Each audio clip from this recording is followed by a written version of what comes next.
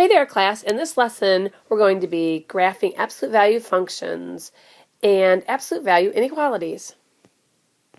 So we spent some time in the first unit evaluating absolute value functions and really talking about the definition of what absolute value really means, which really means distance from zero. And we talked also about solving absolute value equations and absolute value inequalities.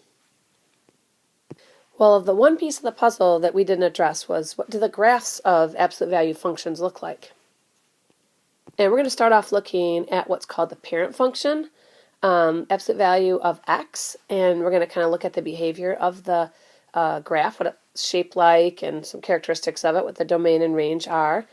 And then we're going to look at moving it around by adding things to x inside the absolute value, and by maybe multiplying x by things, and then maybe even adding something on after the absolute value. So we'll kind of look at what happens if we add things to the function and what it does to the position of the graph.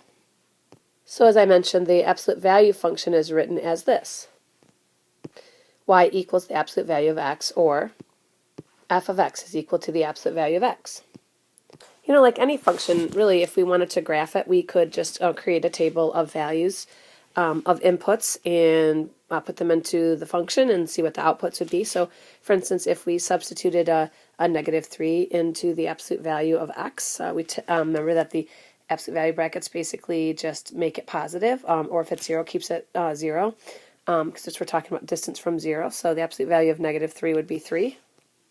Absolute value of -2 is 2. Absolute value of -1 is 1. The absolute value of 0 is, of course, 0. The absolute value of 1 is 1. Absolute value of 2 is 2. And the absolute value of 3 is 3. And so if we were to take these points and plot them, it would look like this. Our first point, we at -3, 3. So left 3 and up 3. Left 2 and up 2. Left 1 and up 1. 0, 0. 1 right, 1 up. 2 right, 2 up. And 3 right, 3 up. And if we took those points and we connected them, assuming this is continuous, and put the arrows on the ends, we would get something that looks like a V. And so the graph looks like a V, and the turning point is a word that also starts with a V. It's called the vertex. Now, if we talk about the domain and range, well, I really could have picked anything to put in for x, because I can really take the absolute value of anything, and so we'd say that the domain is all real numbers. But remember, the range for this particular function is going to be any number that's not negative. So the way that we would kind of exclude any negative numbers is by saying that the range, which are the y values, are always greater than or potentially equal to 0. So greater than or equal to 0 for the range. Okay, so that's for the basic absolute value function. F of x is equal to the absolute value of x. Now what if the absolute value function that we're dealing with is not so simple? Well, we have some strategies that we'll use, and let's talk about them now. So to create a table of values, if we want to graph an absolute value function by a table, it's best to place the vertex that we just talked about, that point where the graph changes direction, in the middle, and then include values on both sides. So if you think about it, it was kind of like when we did the piecewise functions. It's like we took that break point in the function when it changed over and looked different, which is kind of what's going on there too with the absolute value function, when we're kind of we have one side of the V and then it changes direction on the other side. So it was like we found that point where the interval was going to change over, and we put points on either side. Well, we can use that strategy to graph absolute value functions as well. So if we wanted to do that, I mean, we know that the vertex of the absolute value of x was at 0, 0. That point, we look back there, right here, that place where it changed direction, that's the vertex here. But what if the vertex is not there? How could we find it? Well, to find the value of the vertex, all we have to do is set the expression from the inside, so the expression from the inside of the absolute value bars equal to 0. So we set that equal to 0, and we solve, and that'll give us our x coordinate of the vertex. And of course, then we could always plug it into the function to find out what the y coordinate is. So what we could do then is place this value in the middle row of our table so that we could get an equal number of points on either side so that we get that true look of the V. And then we just graph those points. Let's go ahead and take a look at some examples. So following that strategy, I want to graph f of x is equal to the absolute value of x minus 4. And so we said that the first thing we want to do is find where that vertex is. So we take the part that's inside the brackets and we set it equal to 0. And that's going to tell us the x coordinate of the vertex. So adding 4 would solve this. So that's x equals 4. So we know that that vertex, that turning point, is going to occur when x is 4. And so we might just go down here and try to find an approximate middle of our table. So that looks like it would be right about here. And that's our input. And if we actually put 4 into the function, we could see that 4 minus 4 is 0, and the absolute value of 0 is 0. So that would be at 4, 0. So this vertex of the graph is going to be right here. So that means I want to put in some coordinates on either side. And so I usually will just go down by increments of 1 usually. And then up increments for 1 on the other side. So maybe I'd put 3, 2, 1, and then the other side, 5, 6, and 7. So just as simple as that. And then we're just going to go ahead and plug those values in. So if I plugged 1 in, 1 minus 4 is negative 3, but the absolute value of that would be positive 3. 2 minus 4 is negative 2. Absolute value of that is positive 2. Plug the 3 in, we'd get a negative 1. Then take the absolute value, makes 1. When we plug the 5 in, 5 minus 4 is 1, and the absolute value of 1 is 1. Plug the 6 in, 6 minus 4 is 2, absolute value is 2, and then plug the 7 in and we get a 3. And you can kind of see that repeating pattern as we go on either side of that vertex. Okay, you can see that the numbers are mirror images of each other on either side of the vertex. And you may remember that's similar to a parabola, if you may remember graphing those in Algebra 1. So let's go ahead and finish graphing, plot those points. So we have 3, 1 over 1, then from 4 down to 3 and up 1, 2 and 2, 1 and 3, and then on the other side, same thing, 5 and 1, 6 and 2, 7 and 3, and we know this is going to continue on, so we can put arrows and we get that shape of the V. So there's our absolute value graph for the absolute value of x minus 4. So our domain is still all real numbers. I mean, I really could have put anything in. I chose these points just because they were evenly spaced on either side of the vertex. So they're all real numbers. But the range, notice, the lowest that this thing ever goes is, again, down right here on that x-axis where y is 0. So it's always values that are 0 and greater. So y is always greater than or equal to 0 for this function. Now, one thing that you may notice is that each side of this v look like linear functions, but just like cut in half. And so it's, if you kind of think about this part that I just highlighted right here, and when you look at those points that lie on it, they look like they have a slope of 1, rise 1, run 1. And so if you kind of imagined it getting kind of extended out, it looks like it would hit at negative 4, which really makes sense because if the absolute value brackets weren't here, this would be x minus 4, which would just make it a simple linear equation. Well, sometimes people will use that information to help with their graphing, because what they'll do is they'll find that vertex, and once they identify where that vertex is, they'll just use the slope, kind of like the number in front of the x is like the slope, and they'll rise and run according to that. But just with the absolute value graph on one side of the vertex, you would rise like it was a positive slope, and on the other side, you'd rise like it was a negative slope. So instead of rising 1 and running 1, if you see on the other side, you can see we're rising 1 and running 1 to the left. So that's a negative 1 slope on this side. So this has a negative 1 slope over here, and this has a positive 1 slope on the other side. So we're going to try that as well as a method to graph, and but it still comes down to finding the vertex point is the most important thing first. So we'll always start with that. So let's look at question number 2. So we have what's in the absolute value brackets is 2x plus 6.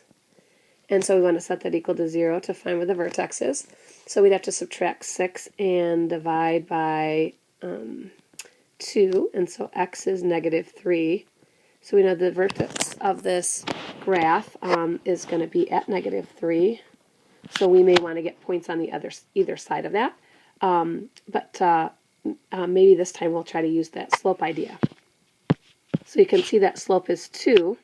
And so if we plotted that vertex instead of filling in the table, if instead we plotted that vertex, and well, we actually completed at least that coordinate. So if we plug negative 3 in, 2 times negative 3 is negative 6, plus 6 is 0, and the absolute value of 0 is 0. So this has its vertex at negative 3, 0. So let's plot that.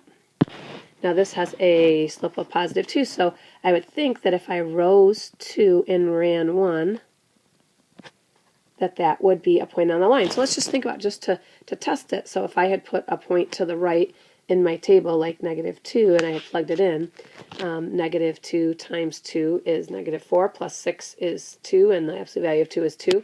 And so that made sense. That worked.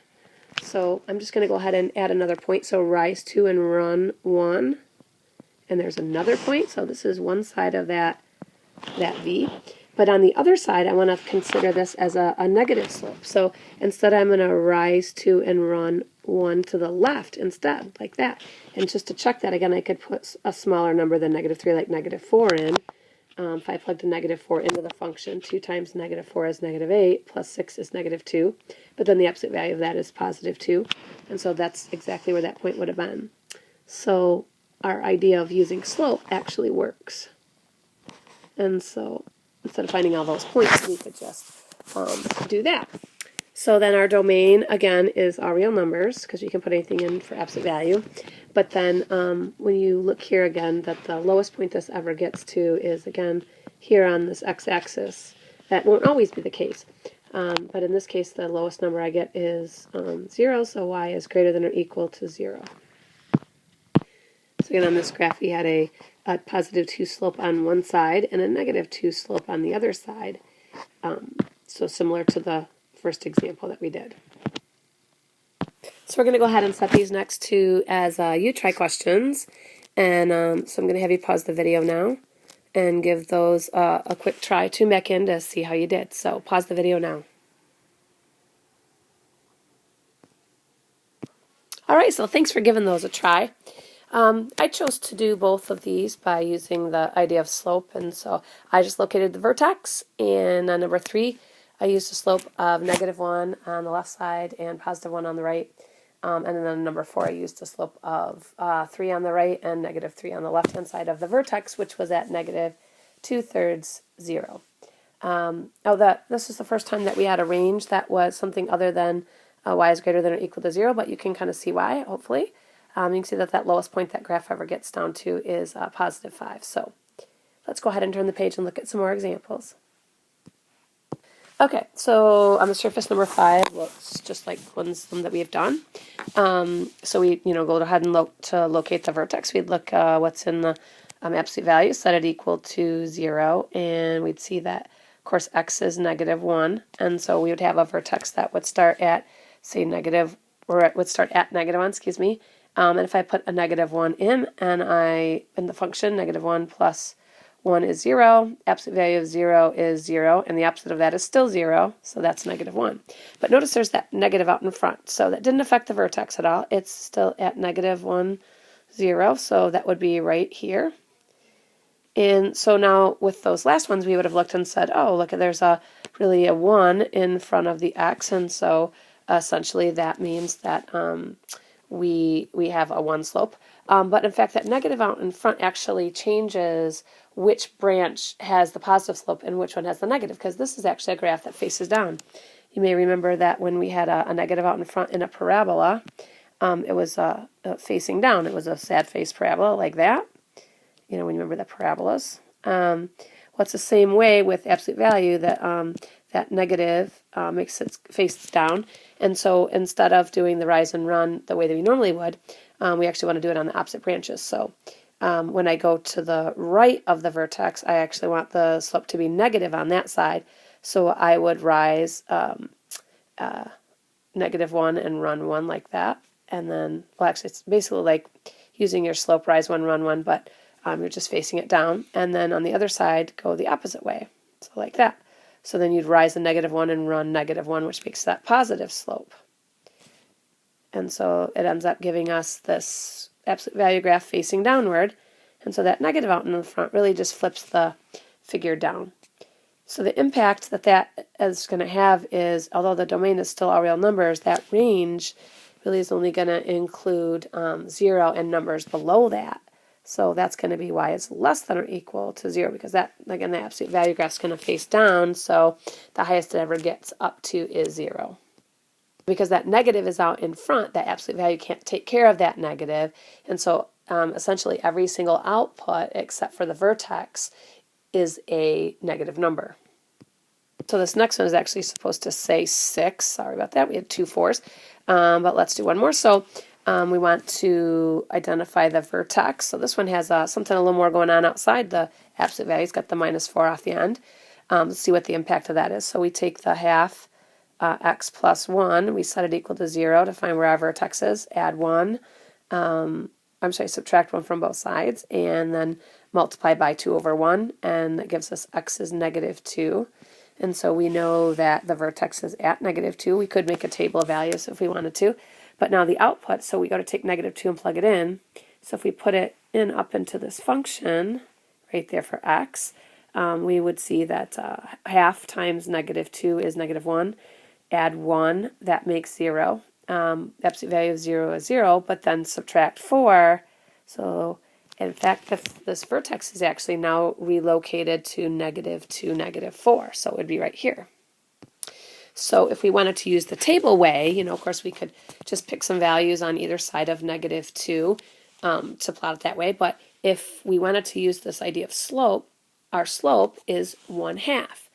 And so that means that on either side, we're going to rise 1 and run 2 for the right-hand side, and rise 1 and run -2 on the other side. So that would look like this. Rise 1, run 2. There's a point. Rise 1, run 2. So this is going to be an awful wide V.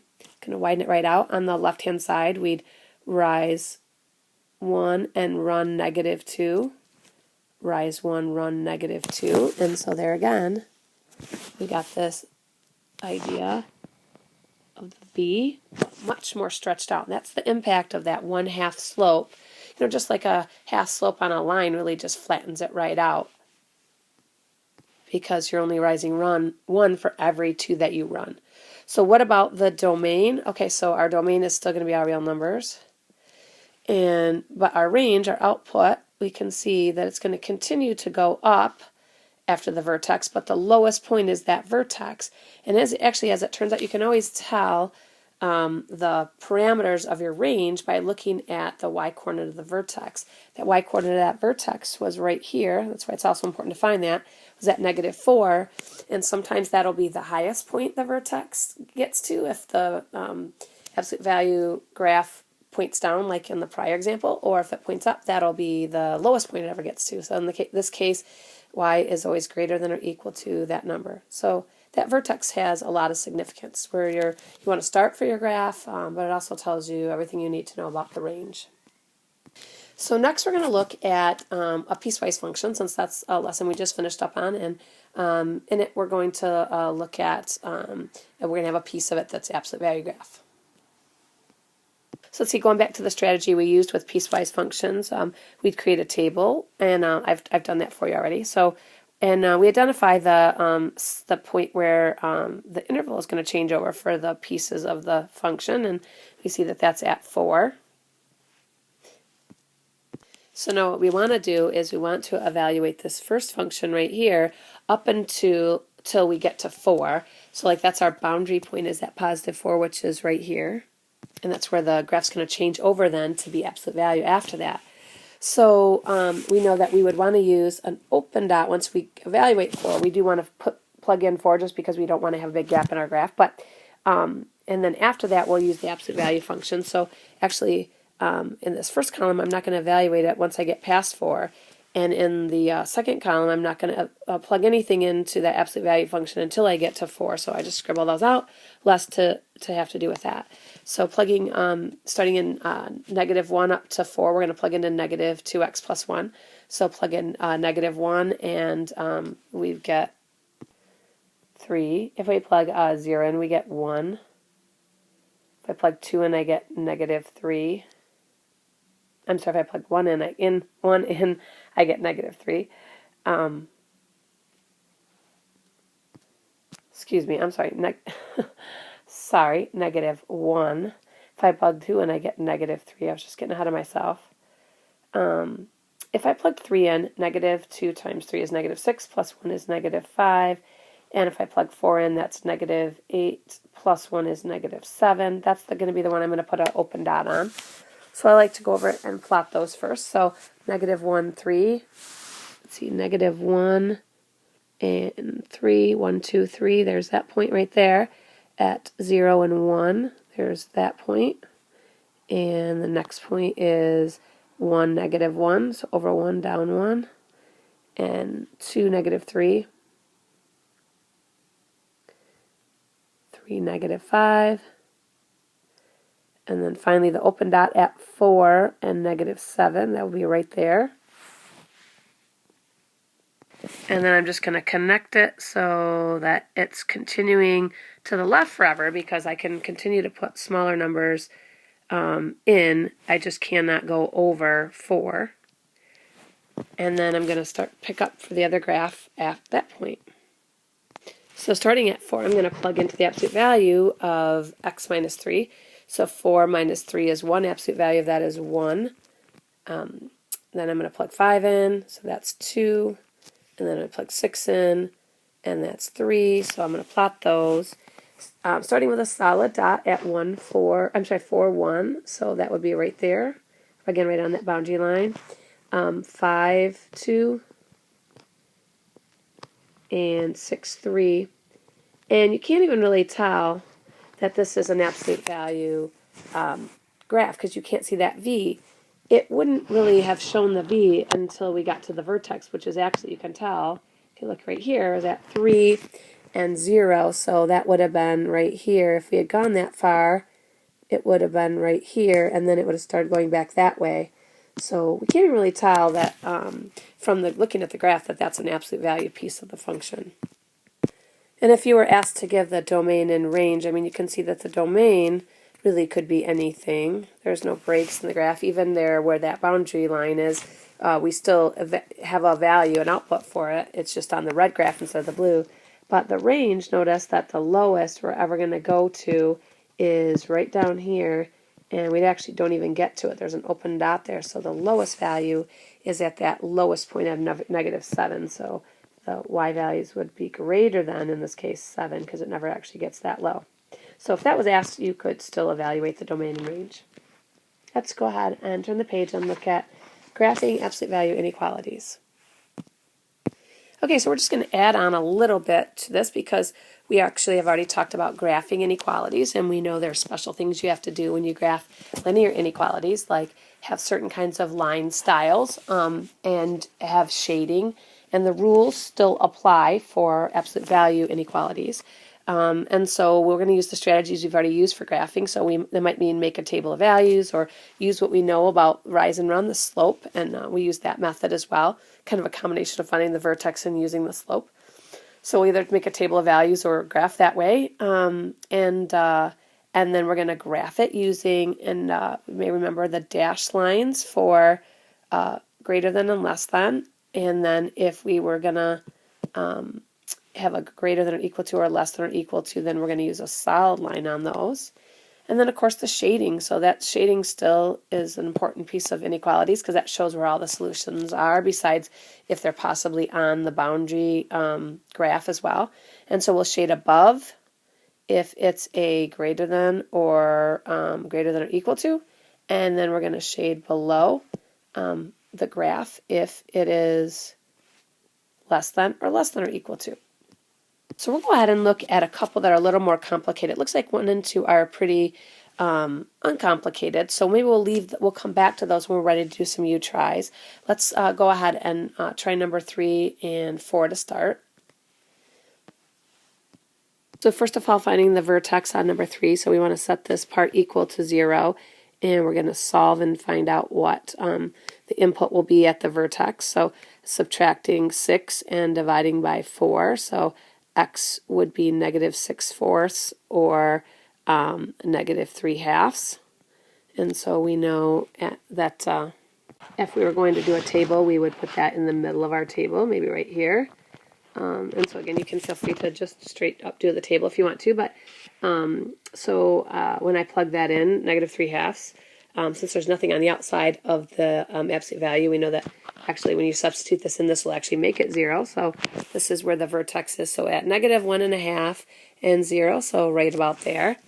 And if you notice that this thing right here was just a greater than sign, and so we want that to be a dashed graph we're going to do. And because it's a greater than, we're also going to shade above. So now it's just a matter of getting this V down there, and then we'll make it a dashed line, and we'll shade above it. And notice there's no negative out in front, so it's not going to face down. So we know that the slope here is, if you want to use the slope method, which is what I'm going to do, and I know that that's a 4. So that means I'm going to rise 4 and run 1. So I'm going to go up 4, 1, 2, 3, 4, and over 1. So that would be about there, and then maybe go up again, 1, 2, 3, 4, and over 1 again, maybe right there. So that gives me the right-hand side of the V.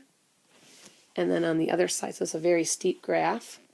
And then on the other side, I'm going to rise 4 and run negative 1. 1, 2, 3, 4, and run negative 1. So that's going to put me over there. Oops. Then I'll repeat again, rise 4 and run negative 1.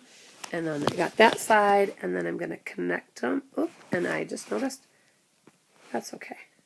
It's hard with the stylus to do dotted lines, but of course this should be dashed, so I'm just going to go back and erase them. And sometimes that might be easier if you just, if you're using pencil, just to go back and erase it. And so now I have to figure out where I'm shading above, so that means that I'm going to be shading upwards. So if it's sometimes hard to tell, like, how to tell whether it's up or down, just go to the vertex and then just move up from it. So if I go above the vertex and move up, I'm in this area right in here. So I'm just going to shade that right in there. And that's where all the solutions that will make that true lie. There, that looks a little better. All right, so number 4, it's got the negative out in front. So we know this is going to be a parabola that's going to be opening down. And we're actually going to shade below, and it's going to be a solid line, right? So it's going to be solid. So now we have to just figure out the vertex. So the vertex, setting 2x equal to 0 would just mean it was 0. So, and plugging it back in, if I plugged 0 in, 0 times 2 is 0. Absolute value of 0 is 0. Opposite of that is still 0. Add 3 is 3. So the vertex of this is going to be at 0, 3. So that's going to be right there on the y-axis. And then because this is opening downward, I can still use that idea of slope. But this time I'm going to go down 2 and right 1 on the one side, and then down 2 and left 1, which is essentially a positive slope. Because if you went down and left, that makes it a positive slope. But we're just doing it on the opposite side of the vertex because of the negative. And so we've got this solid graph that's going to be, because of the, or equal to, V facing downward. And we know that we want to shade below it. And so again, this one turns out to be shading inside, right inside the V. And we could extend those sides out a little bit more, I guess. And then that shading will be inside there. And again, the solid line because it's an or equal to. Let's go ahead and try number 6, and we'll leave the other 3 as you try questions. So let's see, number 6 is a facing down one again. So I like to identify that ahead of time. That's downward. And it's going to be a dashed line, right, because it's a less than. And also below because it's a less than. So I know we want to shade below it. It's going to be facing downward, and I'm going to use a dashed style for my V. The vertex is going to be found by looking at this 3x plus 9 and setting it equal to 0. So 3x plus 9 equals 0. I'm going to subtract 9 and divide by 3, so that makes negative 3. when I plug that -3 back in, -3 times 3 is -9, plus 9 is 0. Absolute value of 0 is 0, and of course the opposite of that is 0. And then add the 4 on the end makes it 4. So I'm going to have a vertex at -3, 4, which is going to be right there. And I'm going to use the slope idea again, but again it's facing downward, so I know I have to put the negative slope on the right-hand side this time instead. So I'm going to rise -3, and I'm going to run 1, and I'm going to rise -3 again and run 1. And then I'm going to go on the other side of the vertex and rise -3 and run 1 to the left, and down 3 and run to the left again. And then we know this time it's going to be a dashed absolute value, and then shading is going to go in this case below. So far all of our absolute value graphs have been shading actually inside the arms of the V, but that won't always be the case, and you might find that when you go to do the U-tries now. You might find some that you actually end up shading outside of the V because maybe it opens up and you're asked to shade below or whatever. And actually that is a good time then to designate the final 3 as U-tries. So give those a try, keeping those things in mind that we talked about, whether you're using, well, you always want to find the vertex. Consider using either the table, filling in values on either side of the vertex, or using the slope. Also keeping in mind things like if there's a negative in front of the absolute value, your V is going to point down. And then, of course, remember the line style that you're going to use, dotted or dashed, and where you're going to shade. So go ahead and pause the video now and graph examples 1, 2, and 5, and then tune back in to see how you did.